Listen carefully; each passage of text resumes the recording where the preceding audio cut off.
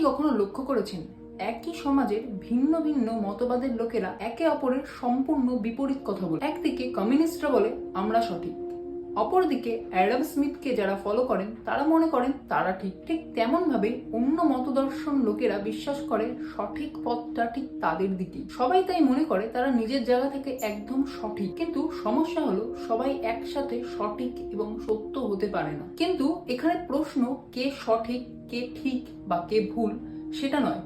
এখানে প্রশ্ন হলো কার সিদ্ধান্তে সমাজ কোথায় পৌঁছাবে, অর্থাৎ সমাজের কল্যাণে কোনটি আসলে কাজে লাগবে, কোন পক্ষে দাঁড়ালে সমাজ সঠিক পথে যাবে, কোন পক্ষে দাঁড়ালে সমাজের উন্নতি হবে। আমাদের সবসময় মাথায় রাখা উচিত কে ঠিক বা কে বেঠিক সেটি আসল কথা নয়। আসল কথা, দর্শনের ভাষায় আসল কথা হলো কোন পক্ষে সমাজ কল্যাণকর পথে হাঁটবে। সেই কারণেই দার্শনিক উইলিয়াম জেমস বলেন, বাস্তব জীবন যে পথে এগিয়ে যাবে, জীবন যে পথে সঠিকভাবে এগোবে, সেটি আসল সত্য, সেটি আসল দর্শন।